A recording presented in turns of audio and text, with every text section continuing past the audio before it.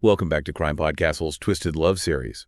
Today we're diving deep into a case that truly shook me to my core. In 2021, a vibrant young journalist named Priya Sharma and her fiancé architect Akshay Mehra were brutally murdered in Jaipur, India. What makes this case particularly chilling is that the killer Ravi Verma had been stalking Priya for over a year. His infatuation, if you can even call it that, morphed into a deadly obsession. So the question we're grappling with today is, how did a case of stalking escalate to such a horrific tragedy? Right. And what can we learn from Priya and Akshay's story to prevent future tragedies? It's a heartbreaking case, and unfortunately it's not an isolated incident. Stalking is often dismissed as a minor annoyance, but as this case tragically demonstrates, it can be a precursor to violence. To understand how it escalated, we need to examine the psychology of stalking. Stalkers often exhibit a distorted sense of entitlement. They believe their desires supersede the victim's right to autonomy and safety.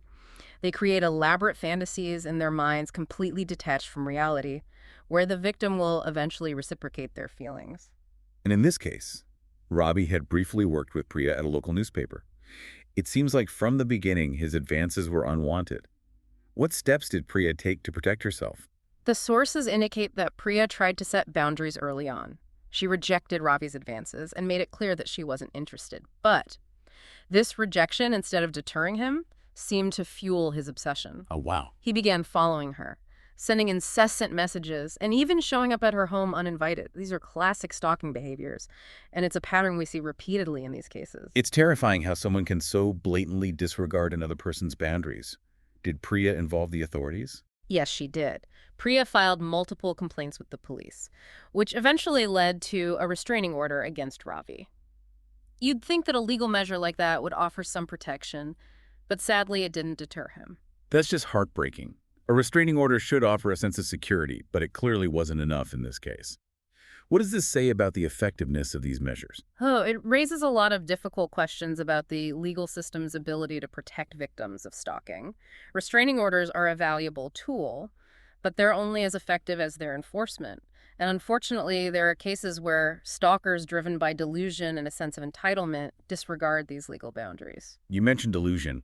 It seemed like Ravi had constructed this elaborate fantasy in his mind, completely detached from reality. Do we have any insight into his state of mind during this period? From witness testimonies and Ravi's later confession, it's clear that his obsession with Priya was rooted in a dangerous fantasy. He was convinced that they were meant to be together and that she would eventually come to reciprocate his feelings. He completely disregarded her agency and lived in a world of his own making. And tragically, as Priya's relationship with Akshay blossomed and became more public, Ravi's behavior escalated. He couldn't handle the thought of her being happy with someone else. Exactly. Witnesses reported that Ravi became increasingly erratic, expressing jealousy and even making veiled threats towards Akshay. This highlights a crucial point. Stalking isn't just a nuisance. It's a serious crime that can escalate to violence. The potential for danger is very real. And it's that potential for danger that turned this story into a horrific tragedy. The night of June 18th, 2021. Changed everything. Priya and Akshay were returning home from a dinner date, and as they reached Priya's apartment complex, they were confronted by Ravi in the parking lot. Yes. And this confrontation turned violent very quickly, armed with a knife. Ravi attacked Akshay first, stabbing him multiple times as Priya screamed for help. When Priya tried to intervene, Ravi turned on her as well, fatally wounding her. It's unimaginable, the terror they must have felt in those final moments. Were there any witnesses to this horrific attack? Thankfully, yes. Neighbors alerted by the commotion rushed to the scene and managed to restrain Ravi until the police arrived. Oh, wow. Tragically, it was too late for Priya and Akshay. They both succumbed to their injuries before medical help could reach them. It's hard to comprehend the senselessness of it all. Their lives cut short, their dreams shattered, all because of one man's twisted obsession. What happened after the police arrived? The Jaipur police immediately launched an investigation, and they were thorough in their efforts. They collected witness testimonies from those who had witnessed the attack and secured the forensic evidence found at the scene. And of course, they had Ravi in custody. And what about Ravi? Did he offer any explanation for his actions? During the interrogation, he confessed to the murders. But his confession, rather than offering remorse, provided a chilling glimpse into the mind of someone consumed by obsession. He claimed he had acted out of love and betrayal, demonstrating how warped his perception of reality was. Wow. He believed his actions were somehow justified by this delusional love he felt. It's a disturbing reminder that stalkers often operate under a distorted sense of reality. They create narratives in their minds that justify their actions, even the most horrific ones. What happened next? The case moved swiftly to trial, given the nature of the crime and the public outcry. The prosecution's role in cases like this is crucial. They needed to present a compelling case that showcased the premeditated nature of Ravi's actions, and they did just that. They presented a wealth of evidence. Witness testimonies, forensic evidence linking Ravi to the crime scene, and of course his confession. It sounds like a pretty ironclad case. What was the defense's strategy? Ravi's defense team attempted to argue that the murders were a crime of passion, a result of emotional distress rather than premeditation.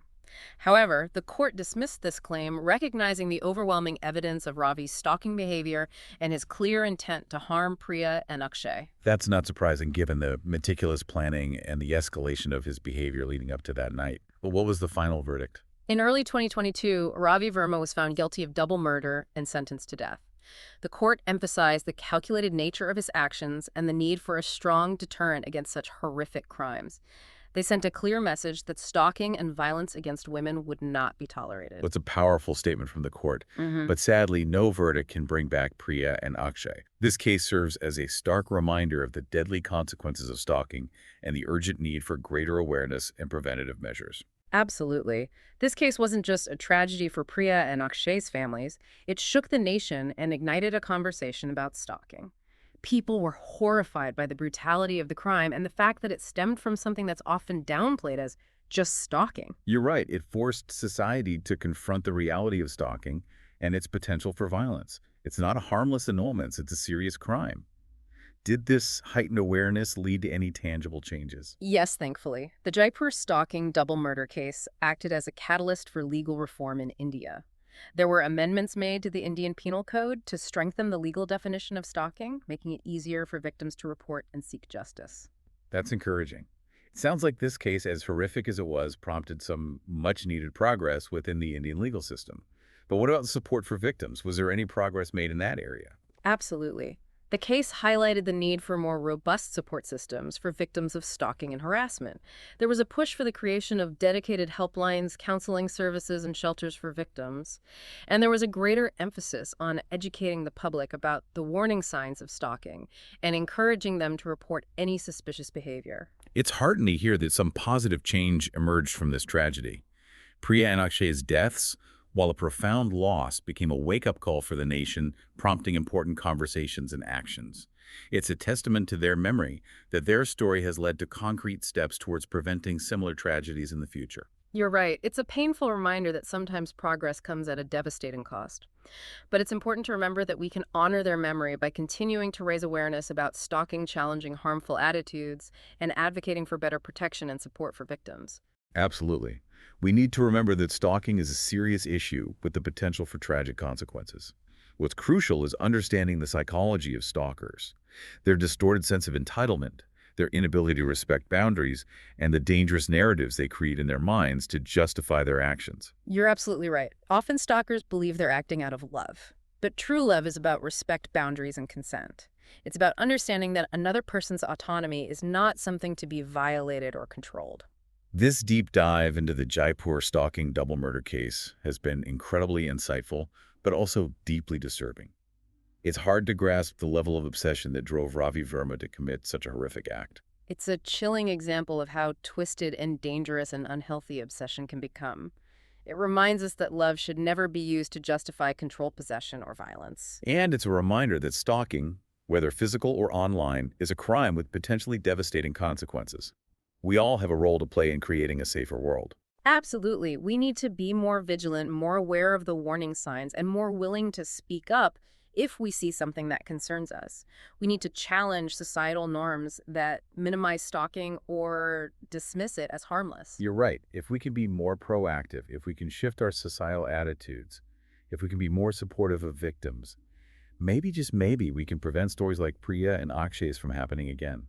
I certainly hope so. It's a goal worth striving for, and their memory deserves nothing less.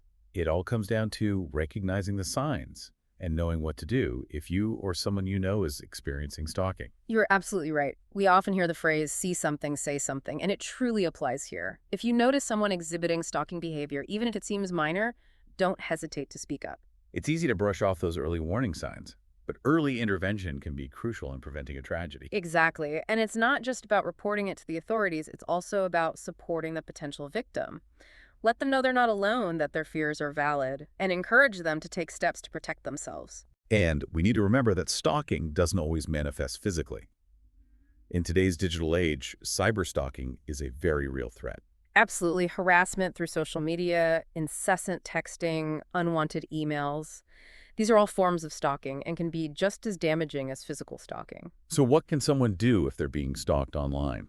First and foremost, document everything, save those messages, take screenshots, keep a record of the harassment, report it to the social media platform or service provider, and of course, consider involving law enforcement if the behavior escalates or makes you feel threatened.